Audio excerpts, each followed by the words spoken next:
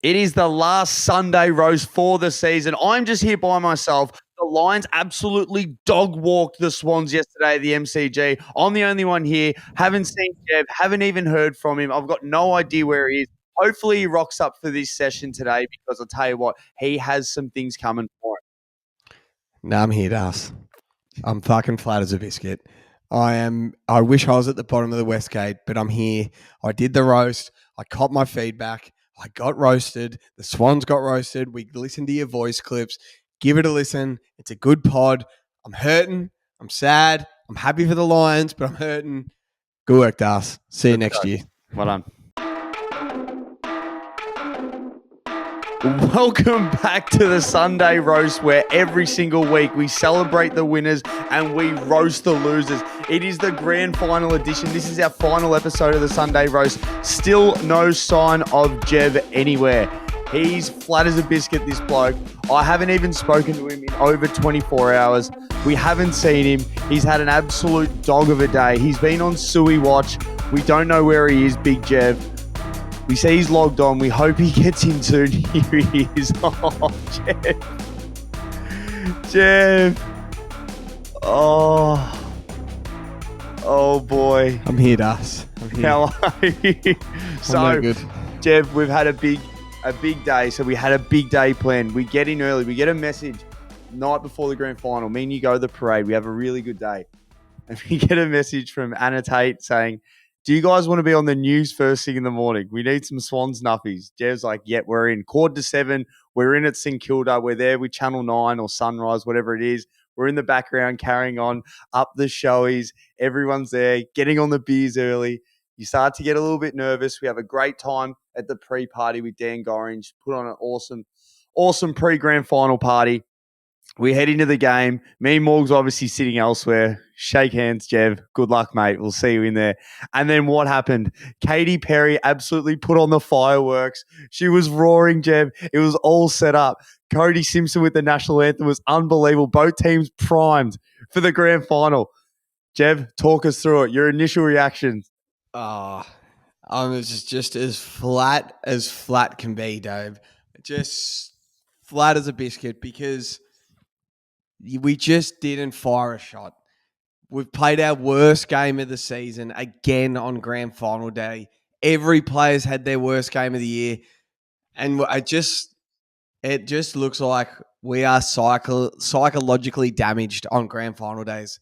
Like terrified of the grand final day. We've lost 4 in the last 10 years now. We've lost 14, 16, 22, and 24 yesterday by an average of 56 points. Like, we are absolutely shot when it comes to grand final day. And you know when they say in a game, if you keep kicking points and like you take a mark, set shot, and then they start trying to pass them off because no one wants the responsibility of kicking the next goal because everyone keeps missing. And then the next time someone gets a shot, it's all built up pressure onto the next bloke having the shot and they keep missing. I can't see us winning one now. We are absolutely mentally shocked grand final day. And when we get back, all these same players will be back there. And now Errol's lost 2 by the age of 22. Chad's lost 2 by the age of 23. Heaney's lost 3. Rampy and Lloyd have lost 4. Like, Parker's lost 4. It's just unbelievable how mentally cooked we are. And we just didn't even give ourselves a chance yesterday. We just played horribly all day. Just got everything we did. We got it wrong. And just being at the ground, you're just watching like we are just getting it wrong today. We weren't kicking deep into the 50. We kept turning it over at centre half forward. Starcevic on Papley. Starcevic gave him a bath, but we couldn't get it over the back. Amadi and Luke Parker trying to be on Harris Andrews, but it wasn't working.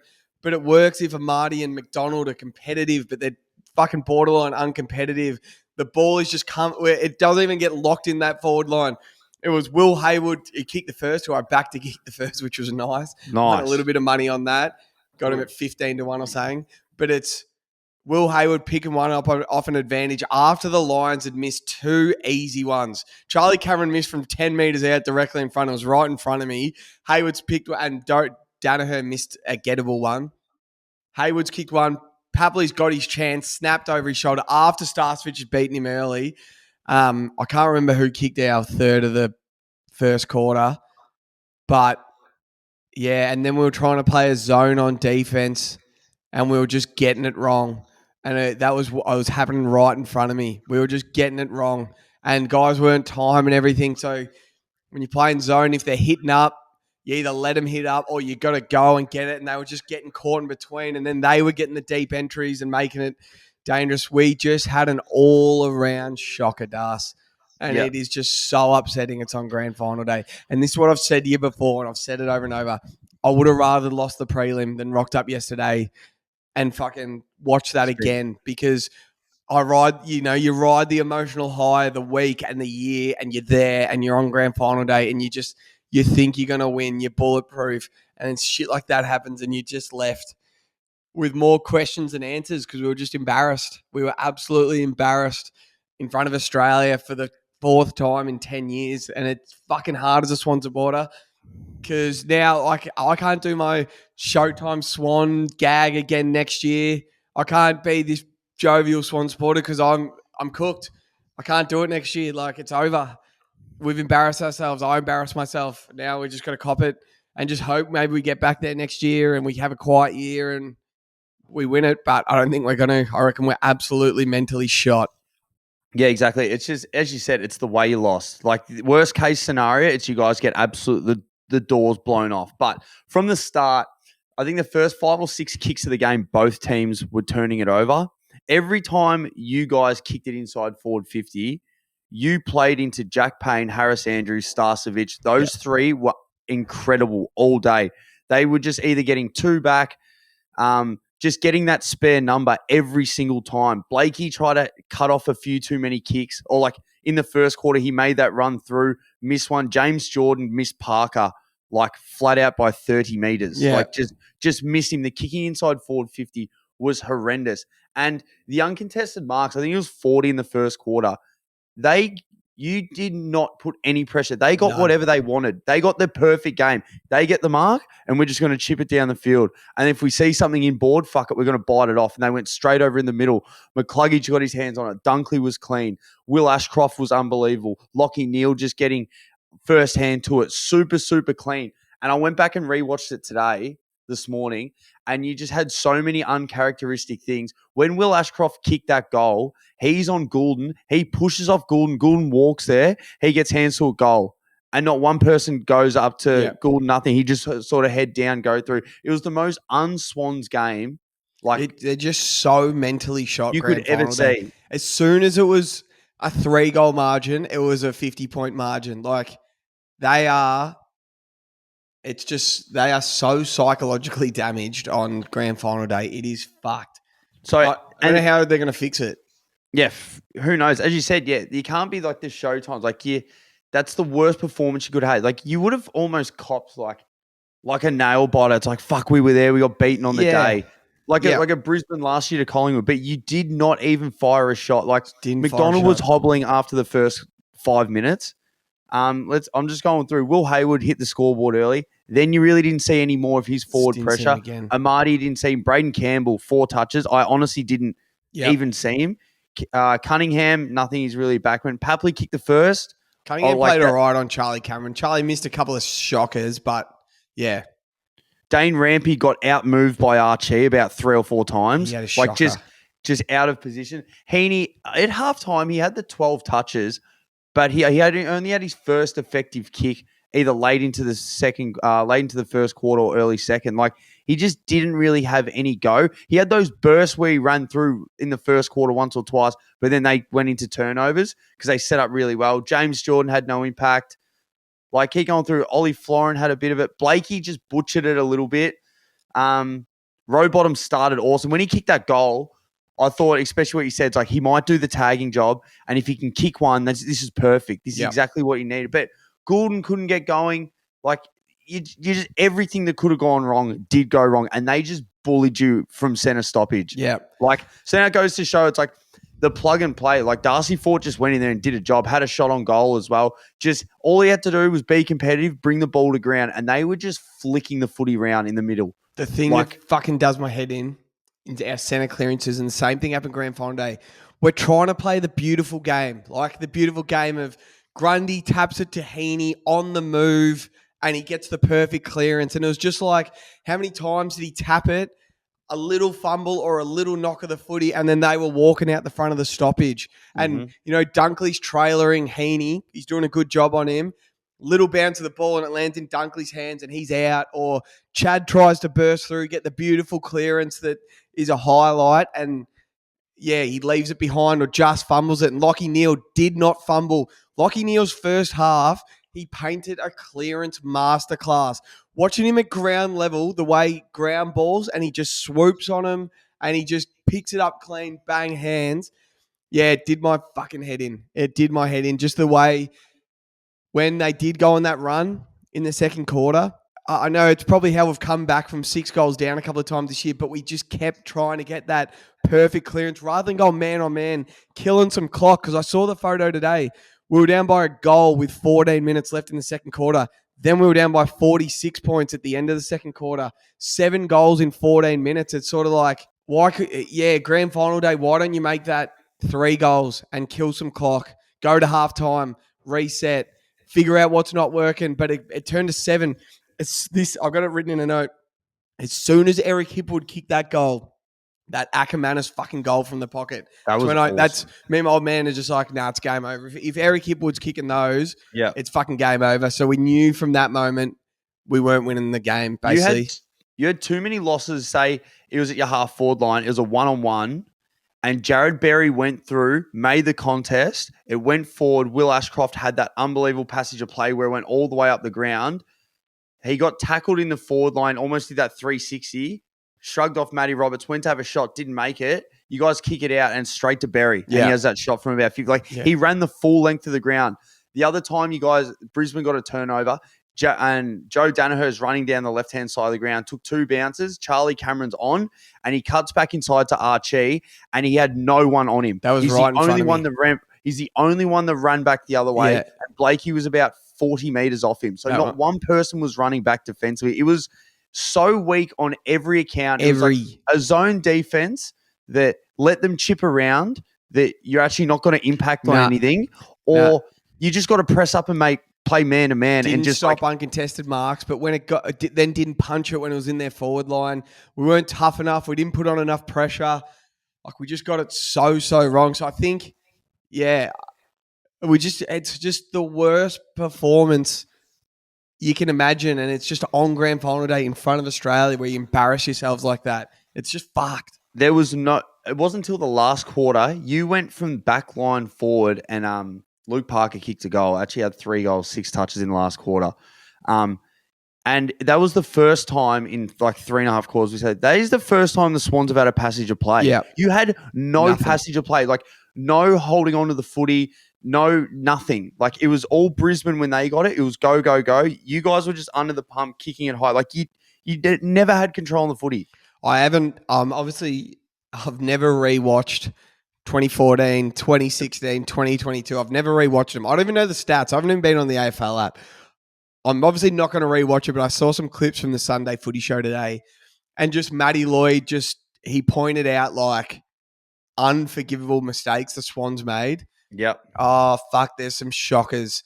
Just little since when do we do little tap-ons to the bloke on the run and stuff? McInerney trying to tap it to Papley. You know what that is? Trying to tap it in the middle. We look soft. That's a man out of confidence. It's one thing we never shirk a contest, and we just look soft. Fucking soft. Rampy just got out-bodied and beaten by Archie deep in the forward line. Blakey, 1-on-1 with Rayner, doesn't get touched. They both run and jump at the footy. Of course, Rayner's going to admit that. Be tighter. We just were fucking horrible. And it's just on grand final day. And it's just a waste of time. It was a waste of time going yesterday. If you're going to play like that, waste of money, waste of a season, waste of time. Just don't make the grand final if you're going to play like that, because you just fucking embarrass yourselves. And now, I'm telling you how cooked they're going to be. I can't see them winning one now. How are they going to get over that? Imagine we play a Melbourne team grand final day at the MCG and we get down by 3 goals. The crowd will just overwhelm them. They'll go into their shells again. I don't know how it's going to be over the top. Like, It seems like, yeah, definitely more emotional scarring. The fact losing in a grand final this way than if you lost like a Geelong. So you feel Geelong are in a better position after losing a really tight prelim than you guys getting absolutely washed out yeah. on grand final day by fucking 60 And points. like everyone, like the 2022 happened. It fucking happened. We lost by 90 points. It was what it was. But everyone was like, they're all 2 years older now. They got the experience of how bad that day was. That won't happen again. They reviewed it. They learned from it. Watch this. That's how I was thinking. I'm like, nah, watch this. It's not going to be anything like that. It was exactly like that. It was a spitting image of that. It was even more at halftime than it was at halftime against Geelong. Brisbane just were a bit kinder, letting us kick a couple of goals. So where was, like, I didn't see anyone pulling, because I was really interested watching the players. Callum Mills actually came out at halftime and spoke to the team. Right. He did the Senate, and like even that, like not one person was like the boys, everyone like trying to get up and about. Dane Rampy before the first sign was like, he's like clapping, he's like, let's go, boys. Yeah. And then he was gone. Yeah. The fizz went out. Not one person wanted to put their hand up. I just thought it was so weak. And then he got to a stage where like Chad would just try and get the ball and try and take on 3 or 4 people, like just trying to make something, because not one person was helping another player up, giving an early handball, like a block, nothing. Everyone was just trying to get their own game going. It looked like such a selfish game. They all looked so nervous, didn't they? Everyone. All looked so nervous, so tight, so nervous. And it was like, I could have seen if, Heaney got going early and then Chad got going early and we were 3 goals up. I could have seen everyone go, nah, this is different. But as soon as it wasn't working, geez, they went into their shells. Like, no one cracked in to go, nah, fuck, this isn't happening today. Like, we haven't started well. We look a bit nervous. I'm fucking taking over. Like, they just look nervous. And there's about fucking... So I've got some notes here. Yeah, go. I just want to go back early in the day when we were at Dan Gorringe's breakfast and Kai Lohmann's brother was there. Yes. And he got interviewed on the Today Show and stuff, and it was really cool. And he told me him and his whole footy club put 50 each on Kai Lohmann to win the Norm Smith at 1,000 to 1 4 weeks ago as the final started. They all put 50 on Lohmann to win the Norm Smith. Then when he had 2 at quarter time, and I think he kicked 1 in the second, he had 3. I'm like, oh my God. I reckon he said there was about 35 to 40 guys that did it. All taking 50. They're all going to win 50 grand each. I'm like, fucking hell. Even I was watching, I'm like, how exciting is this for them? And Lohmann was on fire, and he's a superstar. Just watching him at ground level, I'm like, nah, this kid's a gun. Like, you been at the ground, how badly would you want him at Carlton right now? Like, he's got the blonde hair. He flies at the foot. He's confident as he celebrates. Like, he's a star. Super happy for him. I asked his brother, I said, does he get nervous? Because that guy was his older brother. Yes. I honestly couldn't tell. And he's like, nah, he used to get a little bit nervous, but he's like, the more he's playing in these big games, he really relishes it. He's like, if he kicks 1 or 2 early, he'll get his confidence up and he'll like chest out. He'll start to peacock a little bit more. Yeah. So he kicked those first 2. That shot at the third, if that was his first touch of the game, that's going on the top of the goal square. Yeah. He kicked 2 and he's just like, oh, I've got a license here. Yeah. Like, let's have a heat check. And just splitted it. That's what happens when you're front running. Like, you're just on fire. You don't miss because you're like, there's no pressure on the shot. So there was one, I got to go find on the timeline. I'll tell you another one. When Nick Blakey put his head over the ball and got hit in the head and he just stopped. Play the ball. And he stood holding his head. You got to be tougher on grand final day. You just can't do that. No. You can't do that. And then he plays out the whole game, so he's obviously fine. If you get hit in the head, you get in. You can't be looking for free kicks. The umpiring was 100% fine. The umpiring was great because we got smashed, so it didn't matter. But you cannot stop and hold your head like that. What happened, I'm pretty sure, was it Berry picked it up, gave it off to Archie, bang, goal. McCluggage goal. And it's like, why are you holding your head? A guy yelled out, Jeff, he's like, You're not at the SCG anymore, Blakey. You got to put your head over it. You're not getting those free kicks in Melbourne. I watched it. Like, he went to put his head there, leaned forward, and then looked at the umpire. You just got to play the ball, got to play the whistle. You go all the way through until you hear something. I'll tell you what. I thought straight away that looks so weak. Yeah, it was just, it annoyed me so. It is so unlike him. He's so courageous. He's so tough going third man up. Like, he's fearless. He always hurts himself and he sort of just shakes it off. And he stopped in the middle of the G to hold his head. I'm like, oh, what's going on? So, yeah, so Kai Lohman kicks the first goal of the second quarter. He kicks his third. Then Robbie Fox kicks one. Then the Lions miss 4 in a row. Then it goes Danaher, Archie, Berry, Hipwood, Archie. So it was getting out of hand. And then Hayden McLean had a set shot, 25 out, directly in front to just slow it down a little bit. It was going to make it go for it. They were up by 35 points. It was going to get back to 29. If it could have been about 24 at halftime, that's manageable, especially the way the Swans played all year. He has a shot. He misses. It goes to 35 points. It goes straight to the other end. Logan Morris kicks his first. It's 42 points at halftime. And it's just like, it was just game over. Like, game over at that point. You just can't be missing. He just missed a shocker. And it made me realize I'm a defender of it. We will not win the premiership with Hayden McLean, Logan McDonald, Joel Amati in the same team. We need to get smaller. We need, I don't know who's coming out, who's going in, how it's going to work, whatever. But I just watched Lohman, Archie. Cameron didn't have his best game, but he's the one that Cunningham went to and just blanketed. Yeah, Cam so Rayner takes away a player. Yeah, all these small guys, we need to get small. So Luke Parker's probably played his last game for the Swans, apparently, which is very sad. I absolutely love him. I liked his last quarter, but he had a stinker before that. It was he can hold his head high. Like, I want to see. I want to see one of those big guys go out. I want to see Caden Cleary down there next year. I want him to play every game. I want him to become the Kai Lohman where he kicks 35 goals a year, builds his confidence, becomes a guy like Papley teaches him. When he starts kicking him, he gets the chest out. And then we need to put more pressure on around the ball. And the other one is at ground level. I remember I said this a couple of weeks ago, Das. Ashcroft skipped a year in his development from how much size he put on in his butt and his legs in his ACL rehab. So, like, he played as an 18-year-old. Then he spent a whole year in the gym rehabbing. Now he looks like a 25-year-old, doesn't he? You look at the size, being at ground level, you look at the size of Lockie Neal's bloody butt and quads and calves. He's got the best calves in the league. Oh, they are big boys. And just Ashcroft yesterday, Lockie Neal, the way they were hunting ground balls and stuff. I don't want to see, I know they're our superstars. I don't want to see our midfield being Chad, Errol, and Isaac. They want the ball. I want Angus Sheldrick. He ran in the sprint yesterday. He's only like 180 centimetre midfielder. I want someone like Sarong, like Lockie Neal, just a smaller guy that just hunts ground balls, because we know Isaac does it both. He's the beautiful, he can kick goals. He's a beautiful forward. He's also tough. He does everything as a midfielder. He's a great player.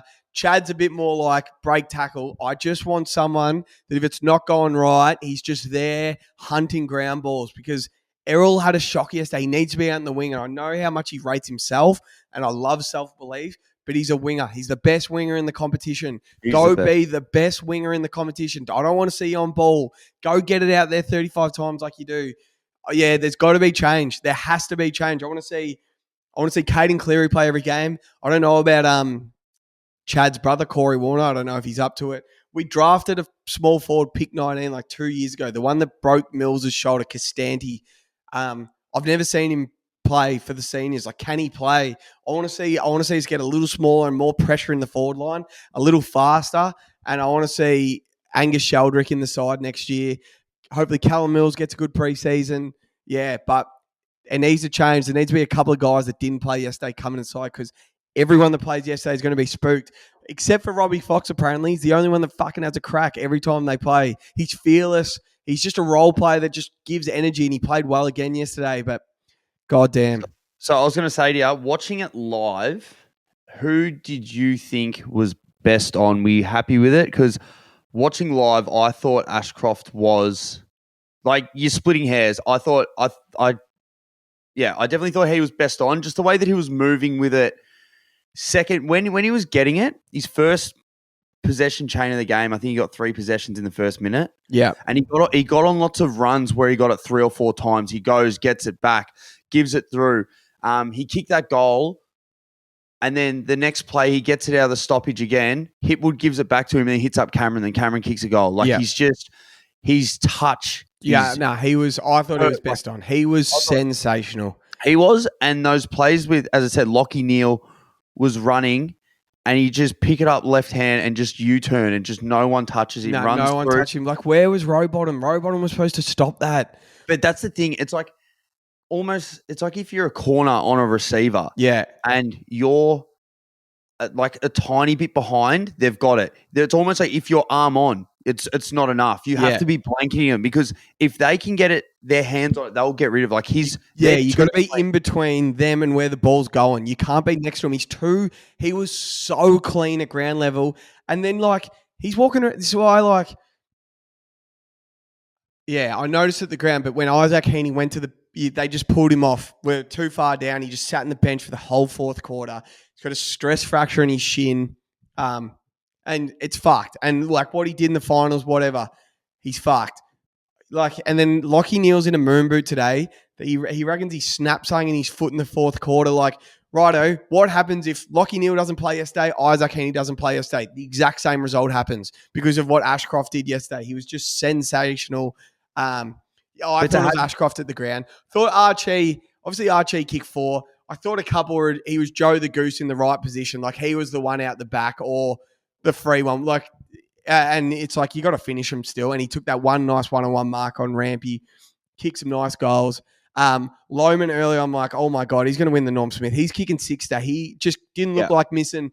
He looked like he loved the moment, loved the crowd. Like if I'm a Brisbane supporter, I'm the happiest man on earth. But you go, fuck, if we had Lohman and Ashcroft against the Pies last year. Yeah, just go, we'd be back-to-back right now. Well, this is a conversation that we had. Like, it shows how important he is. So they had him for the first 3 quarters of last year, and they were pretty much on top.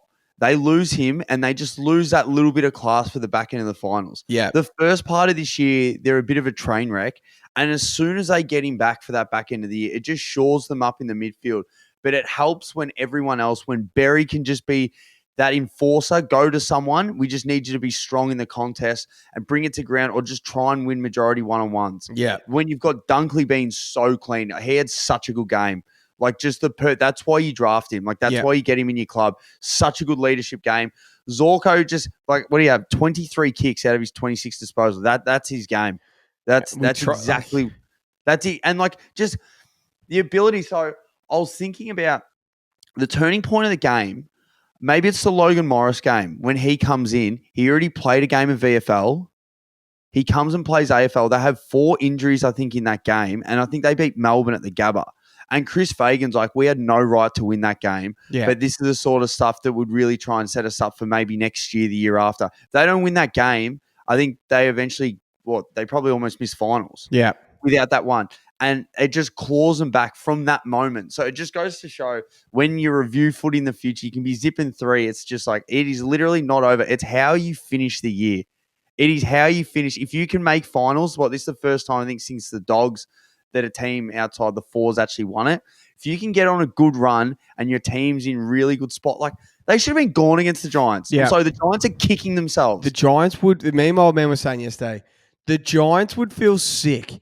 They had the Swans and the Lions beaten, and then watching what the Lions did was yesterday, they would just be sick, like fucking crook.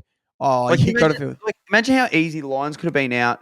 The Giants go through, and then this team we're talking about the Lions is in like, are they really any good? And like, but they've won one, they've pinched one. Now they've got one. They could go back to back. They've got an unbelievable. They've got Lincoln McCarthy coming back. They've got another Ashcroft, Dobe coming back. Oh, we put up the odds today on the Insta. Yeah, they have to be favourites to go back to back. I'll tell you who is an absolute superstar. Who? Joe Danaher. Oh yes, he kicked 2 goals 4 yesterday. It could have been 7. 6. Yeah, he just put across the face that didn't even score. He missed a couple of easy ones. There was one, like, the Swans were playing for, like, okay, we were never going to come back, but we might have been getting it to within the 30s. and they got a clearance, and he was one-on-one. I can't remember. It was right in front of me. Malikan or McCartan, and he just Arms put up. the big mitts up and just clunked a big one-on-one. I don't know if I think he might have gone back and missed it. Yeah, he did. And I'm just like, this bloke. And then in the ruck, he was getting center clearances. I'm like, dominating in the ruck. This bloke's a fucking superstar. And he went in the ruck in the forward line, pushed Hayden McLean out the way, had a shot. Like if he was on, he could have kicked it. I'm like, this guy is an absolute superstar. He was bathing us. And I'm like, oh. You have to put him in the categories like a top 2, top 3 forward in the comp, but the ability for him to go into the ruck, but he's shown it in the finals the last 2 years. His grand final was awesome last year. His grand final yesterday, as you said, 2 goals, 4. Fuck, we need him. That was last leg at one of our multis. I'm like, please kick one, Joey. And he just got one at the death. But he's such a that's what I mean. The Joe Danaher experience. When I saw Nida last night, he's like, I know I laughed at you the other week, but that would have been the perfect game to play yesterday. You put a line down the middle, everyone on that side, are you taking him over 2.5 goals? Yeah. Or you go, or under? Like, what a ride he takes you on every week. But his athleticism and, like, if he could clean up his goal scoring some games, like, he's a freak. Like, he's got so much star. Talent. So much talent. Bombers fans would have watched yesterday fuming because now he's that 29, 30-year-old that's played his 200 games or whatever, and he's just a superstar. Oh, I hope he doesn't retire and he goes again next year. If he goes again next year, like they are red hot favourites to go back-to-back flags. It's going to be a big loss if he goes. Oh, massive. All of a sudden, Hipwood becomes your number 1. Morris becomes your number 2. Oh, fuck. I got to give shout-outs. Noodle Brennan, Liam Brennan, our man, he comments on everything. He's told me all year I have to have Harris Andrews in the pyramid. And I just like, he's good, but when they were shit, he wasn't good. And then you go and watch him live and how important he is and how much of a roadblock he is to you scoring. And wherever he is on the ground, he stops the ball and he's just hard to get past. And you go and watch it live and you just appreciate it. And we're putting Parker to him and stuff. I was just like, he definitely learned from what Billy Frampton did to him last year. Like, don't let Billy Frampton dictate what the fuck I'm doing. I'll dictate what I'm doing. And I watched Luke Parker try and do it and he couldn't do it. And then I don't even know if McDonald tried. He limped around. I don't know what Amati was doing, but like, he is a very, very good footballer. Yeah. And Starcevic learned. He was that one of the first balls in. He got in front of Papley, took the mark, and he was away. I think good. Yeah, so true. He got the Norm Smith one on his head last year.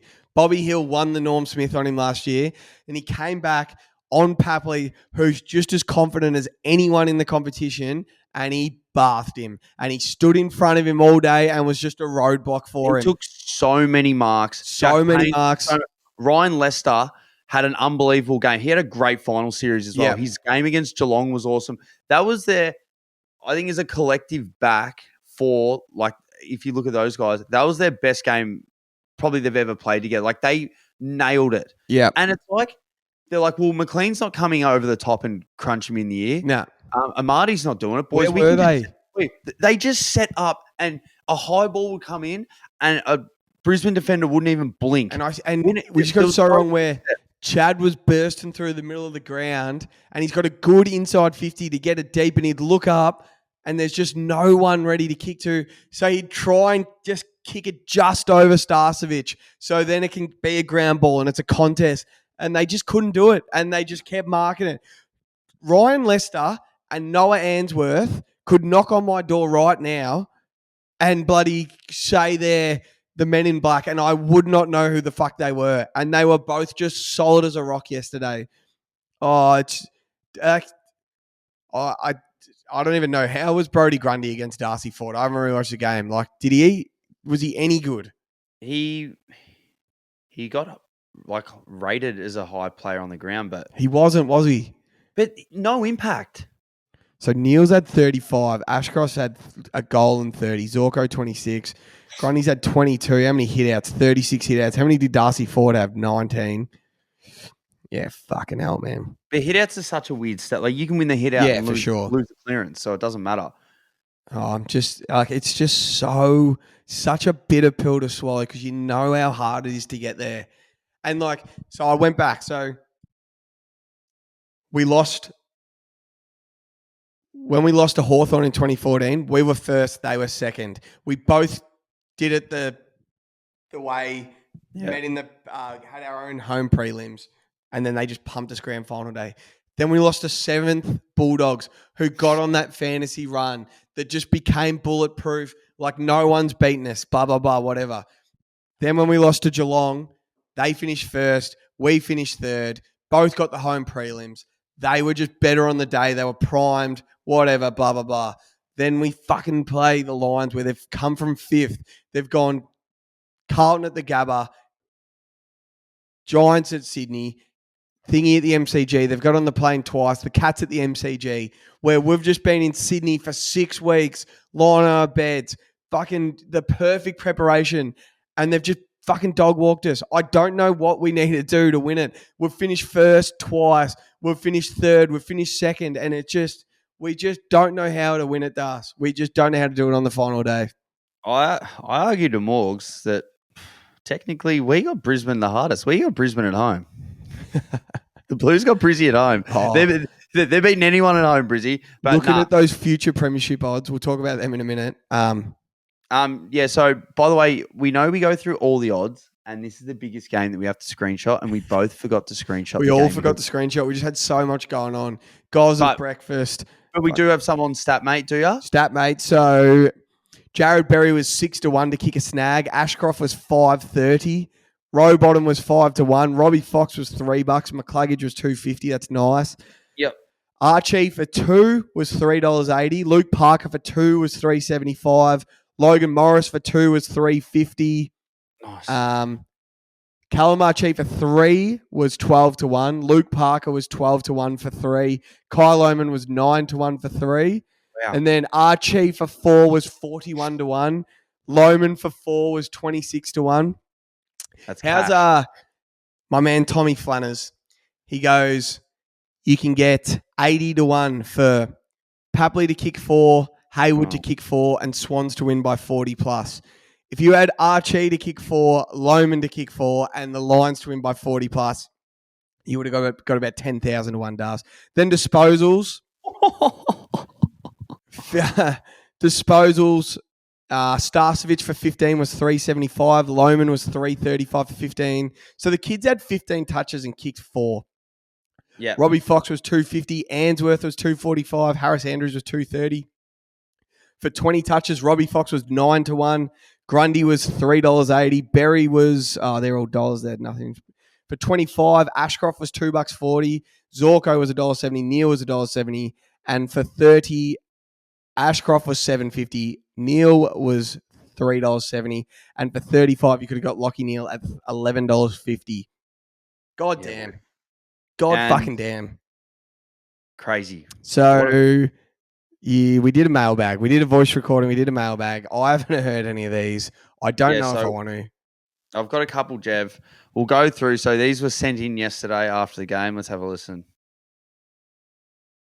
Well, Jev, you've been going on all year about the Showtime Swans. Well, how about the fucking no Showtime Swans? How about the early crow time Swans? How about the blow time Swans? How about the slow time Swans? God damn, next year if they make a prelim final, can you guys just forfeit so we don't have to watch any more rubbish from the Swans in a grand final? What's the average losing margin? Fucking 300 points? Give me a spell. That was from Bomber. Thank you, Bomber. So we got one here from Jared Sanchez. Well done. Up the Showtime Swans, more like up the Showtime Swans ass, mate. Jebby, this is what you get for absolutely dog-mouthing Carlton all year. Just to see Sydney. Oh, yeah, great. Straight through the prelim. Yep, we get a home final. Happy days. Straight to the grand final. Too bad the grand final's not at the SCG, brother. Talk about shit in the fucking bed. That's from Jared. Thank you, Jared. Well done. Fuck that guy. Awesome. We've got one here from Jamie. Chevy, what happened to the Showtime Swannies, mate? Unfortunate, mate. Nah, I was actually rooting for them, but my sincere condolences. We're praying for you. Reaching out. Hopefully you're okay, mate. Love you. That's nice. Thank you. Yeah, it's a bit of an I thought I'd put that one in. This one from Adam. Look, boys, you're lucky it wasn't the Cats you were playing. Otherwise, it would have been 120 points. So, I'd call it a win for Jevy. We're going here from Jimmy. Oh, the toilet time Swans have absolutely bottled it. The window has slammed shut, and it is now time for the Hawk to enter the chat. Suck the biggest fucking cock of all time. Thank you, Jimmy. We got one here from Skidder. Suck a fucking fat dick, Jev. Oh, God. Oh, we got a few more. We won't play those ones. Oh, Those ones God. but thank you to everyone that did message in. They are awesome. Most of them just ripping Jev. No, fantastic. So I messaged Absolutely. you boys. I said, I'm logging off social media. Can you reply to the DMs for me? Morg said he replied to 50 DMs for me, At least. which was nice. I had 31 text messages and 14 Facebook messages to attend to, and a couple on my personal Insta as well. Oh, it was just fucked. I looked at them all this morning. I said, I'll just log off for the night. I'll just take care of the mental health. So, Das, we put up. I know I've got to eat my humble pie, and I am, and I'm going to be a bit more humble next year. And we're not the Showtime Swans until we fucking win the flag. But we've put up next year's premiership odds, right? Yes. 100% Brisbane Lions should be the favourite. As we said, they've won the flag. They get Levi Ashcroft in the draft, who's the best kid in the country. When your brother's at the club, you're already ahead of time because you realise how hard you got to train from minute one. So he will play next year. They get this kid called Sam Marshall, who's a first-round prospect via the academy. Yep. Oscar McInerney plays. Like, he's stiff to not play. He was borderline All-Australian ruckman. Kitty Coleman comes back from ACL. Kid's a star. Kitty Coleman is a star. Tom Dobe, Lincoln McCarthy, and Darcy Gardner, all back from ACL. They probably all can't fit in the side, but they're going to be ready to go. Depth players. They deserve to be favourite. In what world are Hawthorn second favourites to win the flag? In what world are Hawthorn second favourites to win the flag? They've lost the elimination final. They've been at the bottom ladder 5 years, and we think they're going to win grand final day. Not a hope in hell. So 7-1, I'm giving 70-1 for the Hawks. No, I won't give 7. I'll give 10-1. You can have your bet on the Hawks at 10-1. Swans at 7-1. The odds are right. We're going into next year. Isaac Heaney's 29. Mills is Isaac Heaney's 30. Mills is 29. Chad's 23. Errol's 22. We're going to bring Sheldon. We're still like Blakey's 24. Florence 25. Rowbottom's 26. We've legit got a midfielder and a player at every age. We're going to be fine next year. We're just going to probably shit the bed grand final day again. Like, you can bet on the Swans to win, knowing they're going to give themselves a chance, but the same thing will probably happen grand final. They are psychologically shot. It's probably not the best bet. 7-1. How the hell are the Carlton Blues 8-1 to win the flag? There is not a hope in hell they win the premiership next year. 0%. How the hell are the Collingwood Magpies 8-1 to win the flag? There is more a chance that they finish bottom 4 than there is they win the grand final. They are not a hope in hell. Now, GWS at $8.05. That's a good bet. 8-1. 8-1. Yep. The Dogs at $10.50. That's a good bet. Freo at 13. Should be about 17. That's a good bet. I can't see him jumping from out of the finals to into the finals and winning it. That's a good bet. This Cats at 15-1. Add Bailey Smith. That's a good bet. Port Adelaide, not a hope in hell. Watching yesterday made me realise how far off Port Adelaide are because I watched a superstar forward line go to work yesterday. Danaher, Cameron, Cam Rayner, Lohman, all these guys that are just all kick goals, Logan Morris, and they're all so dangerous, and you leave them all one-on-one and they can pop up and kick goals. Port Adelaide haven't got one guy I trust to kick 50 goals next year. Georgiades a good player. Willie Rioli's a good player. He's not fit enough. That's why the perfect player for them is Lukosius. Is he though? No, for them, for what they can get now, if Marshall retires, if he does with his head injuries, which they think he might. Oh, really? I didn't know that. Yeah, with Dixon going out, the best other player that they can get, I think Lukosius, if he can actually play a full forward, like that role for him and Georgiades, because they're quite still athletic. Yeah.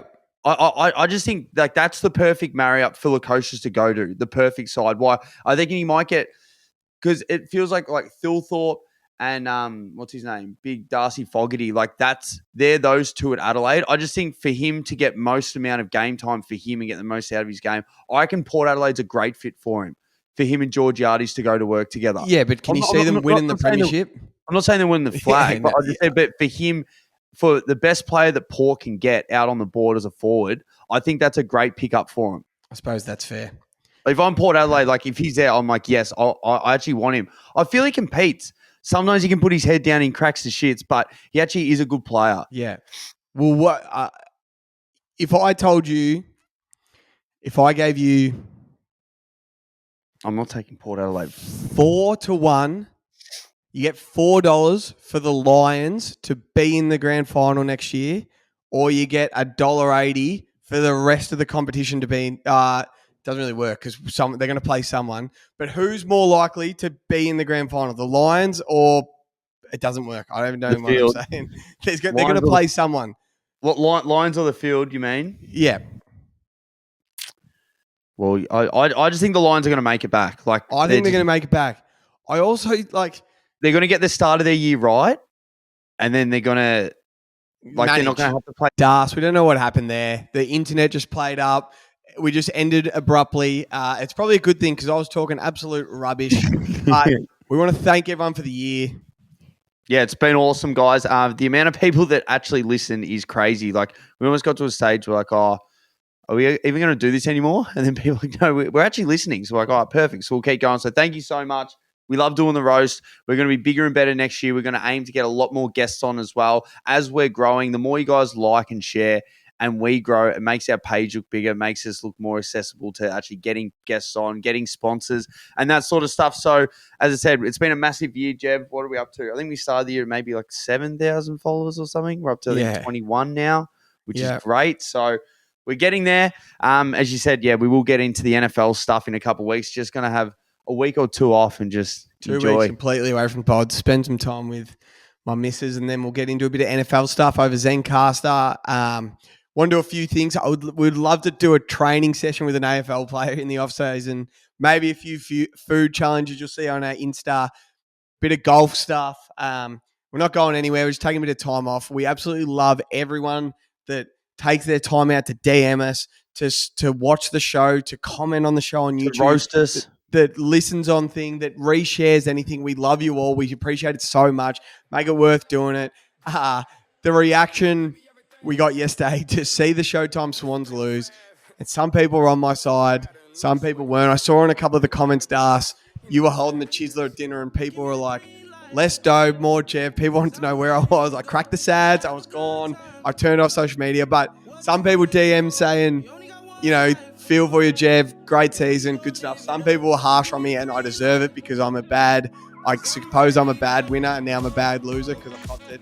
I did stay there and watch the full ceremony because I'm a football nuff at the end of the day, Das. And I was actually so happy for the Lions. It was really cool to see Lockie Neal get his medal and Chris Fagan lift the cup. It was actually, I sort of put my Swans emotion to the side and as a football head, it was actually really good to see Brisbane finally reach the top and win that flag that they could have won over the last 5 years. So I was actually super happy for them. I got to a stage where I was standing there with the Brizzy fans, clapping everyone getting their medals and stuff, and then I cracked the sads again. But what a year. Can't wait for next year. Awesome, Jeff. Well done. Let's go. See you next year for the roast.